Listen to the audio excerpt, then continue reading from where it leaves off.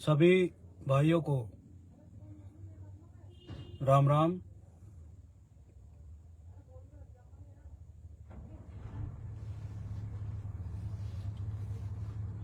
आज आप सबके बीच में मांडल में बंद भगवान श्री देवनारायण मंदिर को लेकर आप सबके बीच में लाइव आया हूं। साथियों, सबसे पहले मैं भगवान श्री देवनारायण के चरणों में प्रणाम करता हूं। मांडल भीलवाड़ा की धरती पर संघर्ष कर रहे उन योद्धाओं को प्रणाम करता हूं, जिन्होंने कई वर्षों से मांडल में बंद भगवान श्री देवनारायण मंदिर के लिए संघर्ष किया। पिछले कई दिनों से वहां के युवाओं ने मंदिर खुलवाने को लेकर अपनी आवाज को बुलंद कर रहे हैं। मेरा भी उस मंदिर से नाता रहा है। आज मैंने वहां के विधायक महोदय की लाइव देखी फेसबुक पर। उन्होंने मंदिर के मामले में और मेरे मामले में बहुत कुछ कहा, आप सबने भी सुना होगा। साथियों, ये लड़ाई किसी एक समाज विशेष की नहीं है, ये लड़ाई सभी हिंदू समाज की है। और जो लोग आज ये कह रहे हैं कि इस संगठन ने क्या किया, इन लोगों ने क्या किया, तो मैं आप सबको बता देना चाहता हूं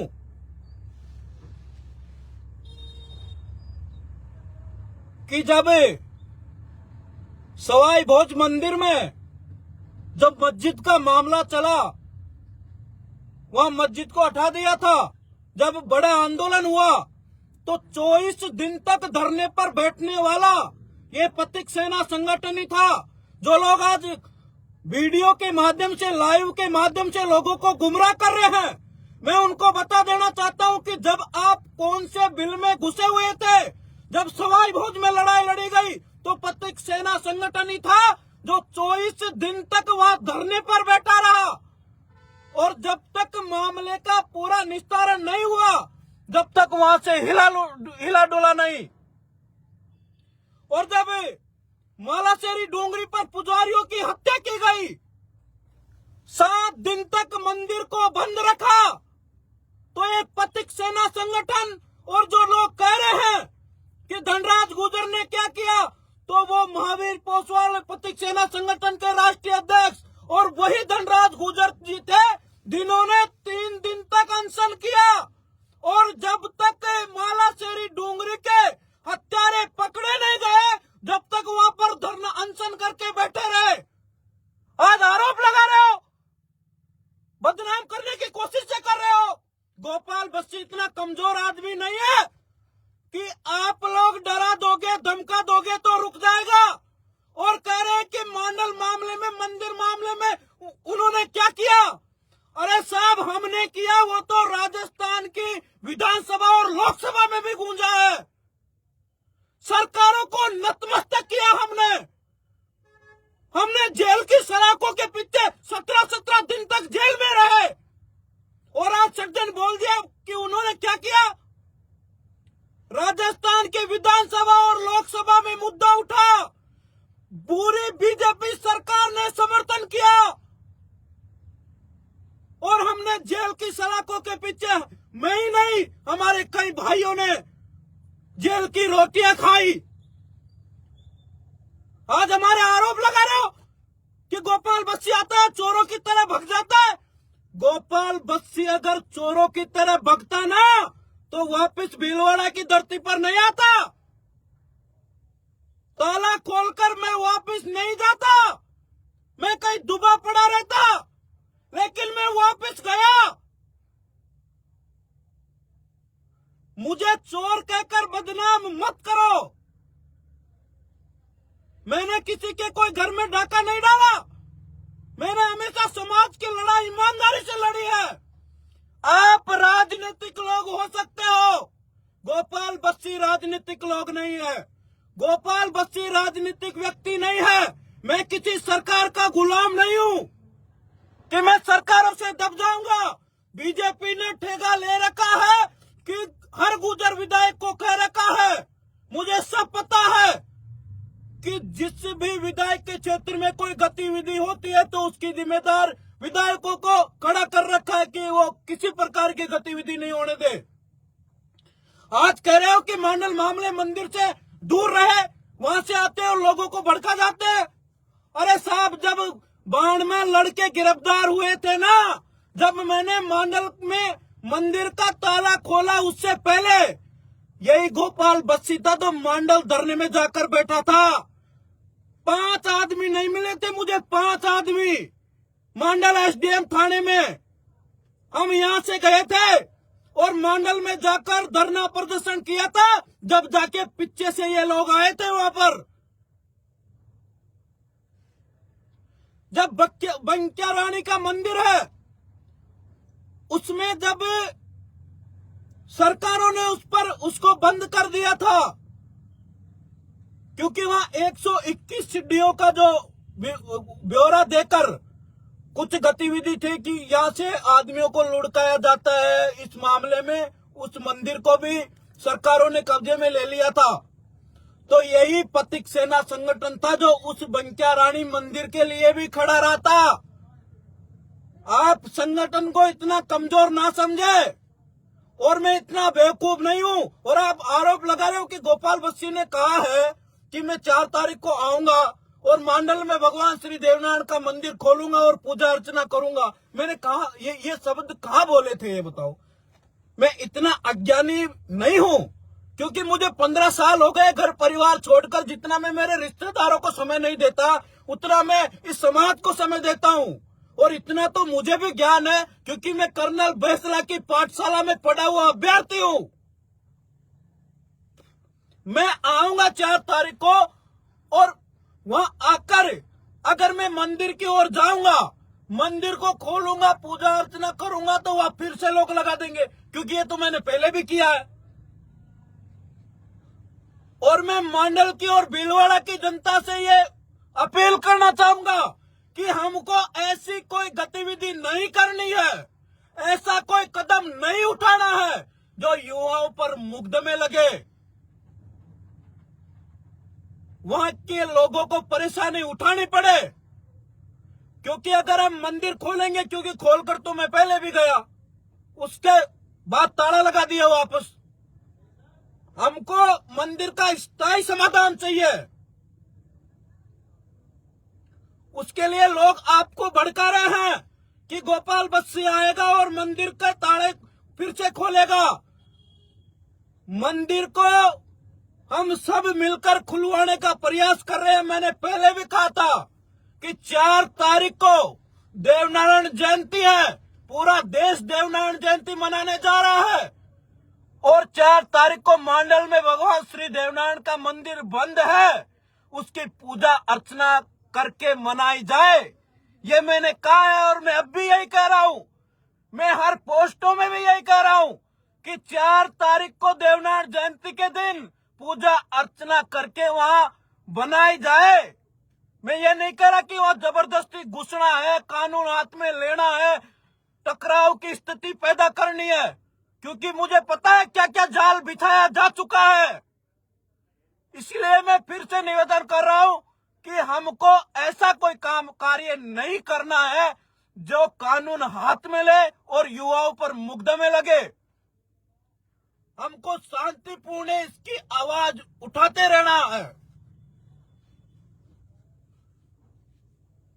और मैं आप सभी भाइयों से अपील करता हूं कि इस लड़ाई को हम लड़ते रहेंगे। हम रुकने वाले, दबने वाले नहीं है। इस आवाज को अब रोकना नहीं है, क्योंकि मैंने 3 साल तक एक शब्द भी नहीं लिखा था। लेकिन अब इस लड़ाई को अगर जंग छेड़ दी है तो इस लड़ाई को रोकना नहीं है, हमें लड़ना है, लेकिन कानून के दायरे में रहकर लड़ना है। हमारे लोगों को हमको बचाना है, क्योंकि ये लोग हमको फंसाएंगे, हमको डराए धमकाएंगे, मुकदमे लगवाएंगे। मैं देख रहा था जो भी वहां पे भीलवाड़ा मंडल का कोई भी इस मंदिर प्रकरण में बोल रहा है, उनके घर वालों तक परेशान किया जा रहा है। इसलिए हमको कानूनी तरीके से इस लड़ाई को लड़नी है और प्रतीक सेना संगठन इसकी रूपरेखा तैयार करेगा। 4 तारीख अगर ये मंदिर खोल देते 4 तारीख को तो ठीक है, वरना हम इस लड़ाई को लड़ते रहेंगे। पूरे प्रदेश भर में हम आगे की रणनीति बनाकर इस लड़ाई को जारी रखेंगे। 4 तारीख को ऐसी कोई गतिविधि नहीं करे जिससे हमको शर्मिंदगी उठानी पड़े। कानून के दायरे में रहकर हमको इस लड़ाई को लड़ना है। और इस मुद्दे, ये किसी के बाप की बापोती नहीं है, किसी एक व्यक्ति के कि एक व्यक्ति इस लड़ाई को लड़ेगा। सभी इस लड़ाई को लड़ने वाले जो भाई जिन्होंने जेलों तक का सफर किया, जिन्होंने मुकदमे झेले, जिनकी गाड़ियां आज बंद है, जो कई वर्षों से ये मन्नतें कर रहे हैं, उन सबको ध्यान में रखते हुए, क्योंकि हमको अगर मंदिर स्थायी रूप से खुलवाना है तो हमको इसकी लड़ाई पूरे प्रदेश में लड़नी पड़ेगी। और मैं 29 तारीख तक आप लोगों को 29 या 1 तारीख तक आप लोगों को जो भी रणनीति रहेगी वो आपको मैं सोशल मीडिया के माध्यम से बता दूंगा। और मैं कह देना चाहता हूं इन नेताओं को कि राजनीतिक आपको मुबारक, आप मंदिर खुलाओ, मंदिर की लड़ाई लड़ो। और मैं वहां के विधायक महोदय से भी कह देना चाहता हूं, आप सरकार का हिस्सा है, खुलकर सामने नहीं आ सकते, लेकिन मैं विश्वास दिलाता हूं कि आप लड़ाई लड़िए। अगर आपके उसूलों पर आंच आएगी तो यही गोपाल बस्सी है जो सबसे आगे खड़ा मिलेगा। हमारा मकसद आपस में लड़ना नहीं है। मैं फिर से कह रहा हूं, हमारा मकसद एक ही है कि मांडल में बंद भगवान श्री देवनारायण का मंदिर खुलना चाहिए। और आज स्थिति क्या हो गई कि हम आपस में ही लड़ रहे हैं, हम भाई भाई लड़ रहे हैं। हमारा मकसद आपस में लड़ना नहीं है। लोगों को भड़काओ और गलत भटकाओ मतो। आपने मुझे चोर कहा, कई तरह की जो कई पुरानी बातें थी उनको कहा। मैं नहीं जाना चाहता उन बातों पर, क्योंकि मैं नहीं चाहता कि कोई टकराव की स्थिति बने, कोई मनमुटाव हो।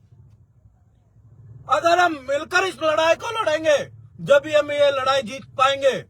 लोग हमको लड़ाने की कोशिश करेंगे, लेकिन मैं मांडल और भीलवाड़ा के लोगों से, भाइयों से भी, देव भक्तों से भी कहना चाहता हूं कि संयमता के साथ भगवान श्री देवनारायण पे विश्वास रखे। वो बहुत बड़ी शक्ति है और मंदिर को हम खुलवा के रहेंगे। मंदिर की लड़ाई हमको बंद नहीं करनी है। प्रतीक सेना संगठन पूरे राजस्थान की सड़कों पर उतरेगा और इस लड़ाई को अब मजबूती से लड़ेगा। इसलिए आप एकता बढ़ाए रखें, आप विश्वास रखें। ये मंदिर को हम सब मिलकर लड़ेंगे।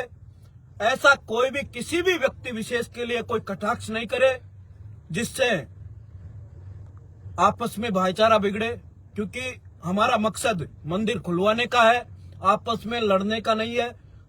आपस में किसी भी व्यक्ति पर आरोप प्रत्यारोप लगाने का वक्त नहीं है। इसलिए मैं आप सबसे निवेदन करूंगा कि इस लड़ाई में आप सभी भागीदारी निभाए, इस आवाज को बुलंद रखें और इस आवाज को बुलंदी तक ले जाने के लिए पूरा संगठन, पूरा समाज, पूरा हिंदू समाज एकजुट है। हम सब एकजुट है और सरकार से भी निवेदन करते हैं कि जब ये गतिविधि हुई थी, लोकसभा और विधानसभाओं में मुद्दा उठा था, आप सबने इस मंदिर के मामले में खुलकर, बीजेपी के लोगों ने पत्र लिखा, ट्वीट किया। आज 1 साल बीत गया और हम क्यों नहीं आवाज उठाएंगे साहब? मंदिर हमारा है, हिंदुओं का है। आज हम आवाज उठाएंगे तो आप हमारी आवाज को दबाने का काम करोगे। हम इतने कमजोर नहीं है कि किसी के कहने से हमारी आवाज को दबा देंगे, रोक देंगे। ये आवाज तो उठेगी। बीजेपी से मेरा निवेदन है कि इस मंदिर पर स्थानीय समाधान जल्दी से जल्दी कर दे, वरना प्रतीक सेना संगठन निर्णय करेगा। हर तहसील स्तर पर इस मुद्दे को उठाएगा और आपको मजबूर कर देगा इस मंदिर को खोलने के लिए। जितने भी भाई इस लड़ाई को लड़ रहे हैं, भीलवाड़ा के और बाहर के, भगवान श्री देवनारायण का आशीर्वाद आप सबके साथ है। कोई कुछ भी बोले, हमको डरना नहीं है, रुकना नहीं है। ईमानदारी के साथ आप आवाज उठा रहे हो। आवाज उठाने का हम सबको अधिकार है और इस आवाज को उठाते रहेंगे। कोई कुछ भी बोले, बिल्कुल ध्यान नहीं देना है।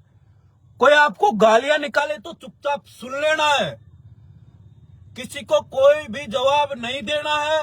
आपको गाली निकाले तो सुन लेना, क्योंकि हमारा मकसद आपस में लड़ना नहीं है। मैं फिर कह रहा हूं आपको कि आज स्थिति ये हो गई कि हमको आपस में लड़ाया जा रहा है। हमारा मकसद आपस में लड़कर यहीं मरना नहीं है, इसका स्थानीय समाधान करना है।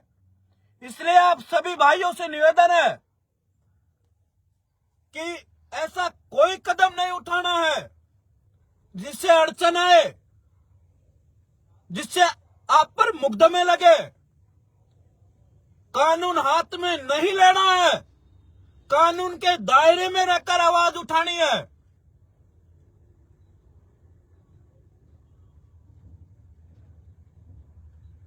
आप सब इस लाइव से जुड़े, आप सबको बहुत बहुत धन्यवाद। जय मांडल दरबार।